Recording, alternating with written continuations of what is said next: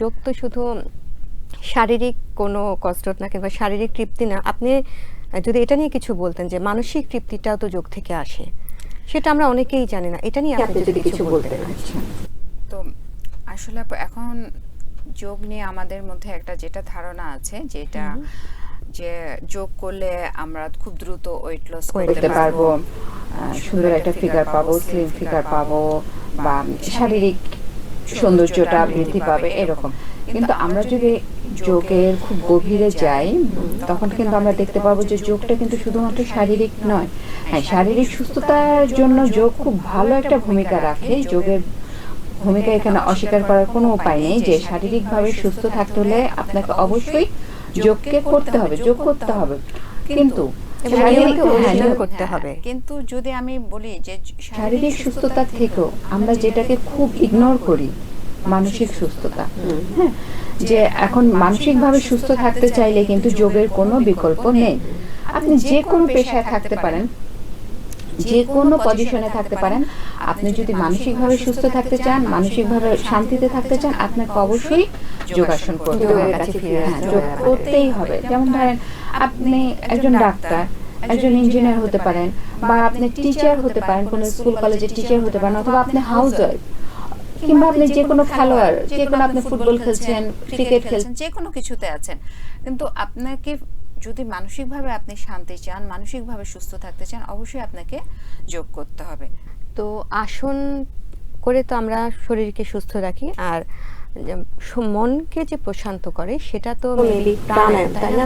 হ্যাঁ, যদি আসনটা অবশ্যই আমাদের শরীরের জন্য, আর প্রাণায়াম আমাদের শরীর এবং মন দুটোকেই সুস্থ রাখে। তবে মনকে সুস্থ রাখতে চাইলে অবশ্যই আমাদেরকে প্রাণায়াম করতে হবে, সেই সাথে আমাদেরকে একটু মেডিটেশন করতে হবে।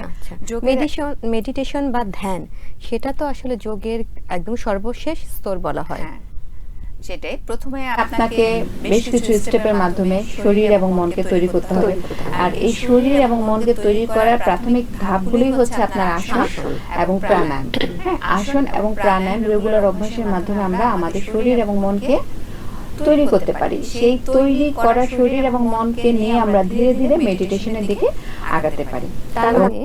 তার মানে দর্শক মণ্ডলী, শরীর ও মন যখন আসন করে আমরা স্থির করতে পারি আমাদের শরীরকে এবং মনকে, তখনই আমরা মেডিটেশনের জন্য নিজেকে প্রস্তুত করতে পারি, প্রস্তুত হতে পারি। আচ্ছা, হ্যাঁ, সেটা তো আপনি যা বললেন অবশ্যই সত্যি, যে আসন প্রথমে তো মেডিটেশন করতে হলে কি করতে হয়, আমাদের মনে স্থিরতা আনতে হয়, শরীরে স্থিরতা আনতে হয়। তো এই শরীরে স্থিরতা আনতে আমরা কোথায় পাবো? আসনের মাধ্যমে। আমরা যত ধীরে ধীরে আসন করব, তত আমাদের শরীরে স্থিরতা আসবে। সেই আসনের পরে তারপর যখন আমরা প্রাণায়াম শুরু করব, প্রাণায়ামের মাধ্যমে আমরা আমাদের মনটাকে স্থির করতে পারবো, স্থির করতে পারবো। যখন আমাদের শরীর এবং মন দুটোই স্থির হয়ে যাবে, তখন আমরা মেডিটেশনে পরিপূর্ণভাবে মনোযোগ দিতে পারবো। তো প্রাণায়ামে আমরা জানি যে শ্বাস প্রশ্বাস নিঃশ্বাসের মাধ্যমে ব্যায়ামটা করা হয়, কিন্তু আসনেও কিন্তু আমাদের যোগের মধ্যে এবং নরমাল ব্যায়ামের মধ্যে যে পার্থক্যটা, বড় একটা পার্থক্য, সেটা হচ্ছে আমরা আসনেও কিন্তু কিছু নিয়ম কানুন দেখতে হয় শ্বাসের। এটা সম্পর্কে যদি কিছু বলতে। এটা আসলে অনেকেরই অজানা। হ্যাঁ আপু, যে আমরা যখন আসন করি তখন আমাদের শ্বাস নেয়া এবং শ্বাস ছাড়া এই দুটোর উপর পুরো মনোযোগ রাখতে হয়। কখন আমরা শ্বাস নিব, কখন শ্বাস ছাড়বো, এবং কখনো কখনো আমরা কি আমরা শ্বাসকে হোল্ড করতে পারি, সেটাকেও আমাদের ধ্যানে রাখতে হবে। আমাদের খেয়াল রাখতে হবে যে আমরা কি শ্বাসকে হোল্ড করব, না শ্বাস প্রশ্বাস স্বাভাবিকভাবে আমাদের চলবে। অনেকে আছে দেখবেন যে আসন করতে যদি একটু কখনো কষ্ট হয়, অনেক সময় অ্যাকচুয়ালি আসন করতে সেরকম কষ্ট হয় না, তবে অনেকে বয়স অনুযায়ী, শরীর অনুযায়ী অনেক সময় প্রেশার দিয়ে অনেক সময় আসন করে। তখন কি করে, সে যেহেতু দেখছে আমাকে আসনটা কষ্ট করে করতে হবে, তখন সে একদম শ্বাসটা আটকে সে আসনটা করে। কিন্তু এটা খুবই খারাপ। আমি কখনো শ্বাসকে আটকে রেখে আসন করব না। আচ্ছা ঠিক আছে, আমি পারছি না, আমার শ্বাস আটকে যাচ্ছে, আমি তখন আসনটাকে আমি ছেড়ে দেব।